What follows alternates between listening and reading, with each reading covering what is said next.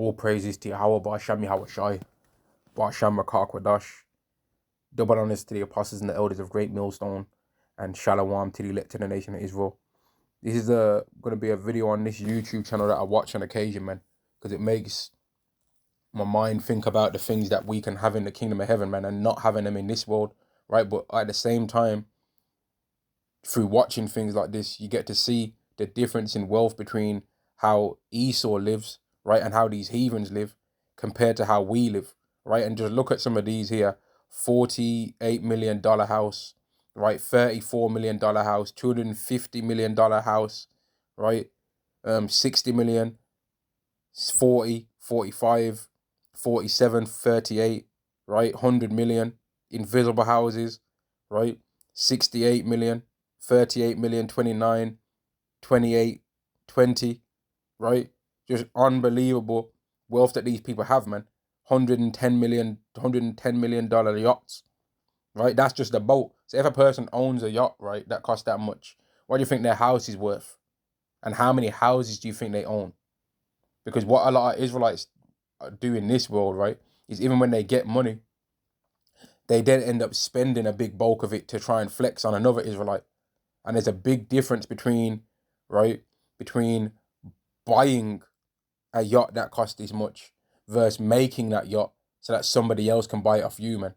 Because somebody got a profit off that when this was sold, or if it does get, or when it does get sold, they will get an enhanced profit off that. And that's the position that we want to be in as Israelites. We don't want to be the bottom anymore, man. We want to be the rulers, man. We want to be the rulers of the earth. We don't want to have to, we want to own these kind of things too. But we don't want to have to sell our soul, meaning lose our whole integrity to get these things. I'd want to have a yacht. I ain't gonna lie. I'd want to have a yacht. But we already know that there ain't no way that we're going to get these things in this world that's going to be by any righteous means. Even if we was even able to get close to it anyway, because this world don't want us to get close to having these things, man. Although there is some jakes, the professional athletes and stuff like that, rappers maybe, that can own some of these kind of things. But they have to be damn near the best. But there'll be many Edomites that can get access to these kind of things. And they ain't even the best at what they do a lot of the time. They've just they might have rigged the stock market or rigged up some kind of cryptocurrency and they did some insider trading and all that kind of stuff to get access to these things, man. And these kind of things are also a good thing that proves that Esau don't need salvation, man. Because if you can buy $100 million property, you don't need salvation, right? What do you need salvation from? If you can easily buy $100 million property, what do you need salvation from, man?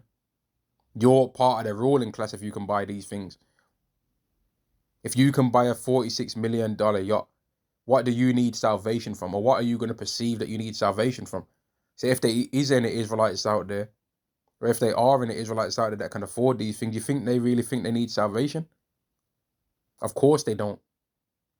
They already think they're in the kingdom. And it would appear as though they're right in this case because they don't have to worry about anything financially, man. It would seem that way, right? Imagine you have a house like this. You ain't going to be putting out the scriptures.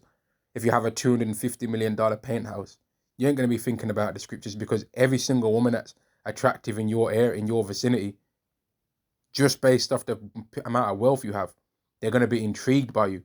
And how women are attracted by money and nice things, they're going to be attracted to your nice things that you have. And whether they'll like you genuinely or falsely, they'll be around you purely because of that thing. So all that money is going to attract all kinds of people, man. It's going to attract thieves. It's going to attract robbers. But it's going to attract people to you to where people are going to treat you as though you're a king of this world because they want a part of the money, man. And that's why it's a blessing if we don't have a lot of wealth in this society, man. It's almost a good thing. Although we'll be living day to day and all of that, it's almost a good thing, man. And this is a thing to think about because these are the kind of things that we're going to have access to in our kingdom, man. We're going to have access to all this nice stuff. We're going to have access to horses. That if we got a daughter and she likes horses, we'll be able to give her a horse, man. Right? We'll have our gardens are going to be like a zoo in the kingdom. We're going to have exotic animals and all these kind of things that just live around us, man, in the kingdom. We're going to have houses with gardens that are away from other people, that we don't have to worry about on what our neighbors are trying to do. We ain't going to worry about having to turn down our music because our neighbors are going to call the cops and say, oh, we're causing a public nuisance and all of that. We ain't going to have to worry about that. If we want to throw a party for all of our tribe or all of our nation to come and visit us, we'll be able to do that. We're not going to have to worry about things that we have to worry about now. We're not going to have to worry about whether our phone's charged enough so that we can have our phone with us all day, while we're traveling to go to work, or make sure that we've set our alarm for the right time and having to wake up mid in the middle of your sleep to make sure that you didn't forget to turn on your alarm. Or we're not going to have to be worrying about setting the snooze button to 15 minutes and trying to sneak an extra 5 to 10 minutes rest of sleep so that we can go to work, man. We ain't going to have to worry about having a break, right? That last 20 minutes when it takes about 5 minutes to walk to the cafeteria or the canteen, whatever you call it, right? And then it takes another 5 minutes to walk back. So your break's really 10 minutes. We ain't going to have to worry about that. We ain't going to have to worry about the things that we have to worry about now, man. And we're going to have all these beautified things.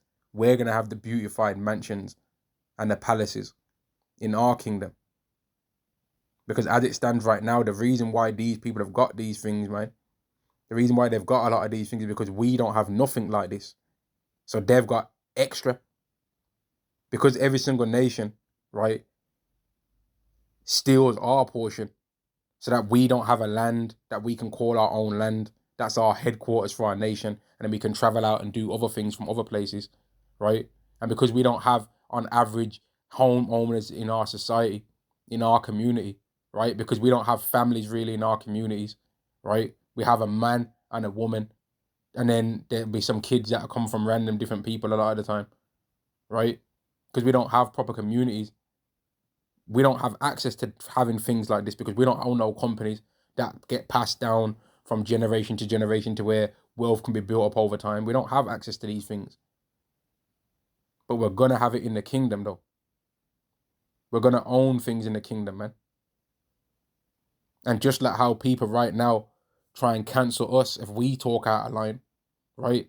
We're going to cancel them if they get out of line. And if you go to Zechariah the 13th chapter, it speaks about how if these heathens don't keep the feast of tabernacles unto Yahweh, they're going to get no rain. And if after that they still keep acting up, then they're going to get a famine.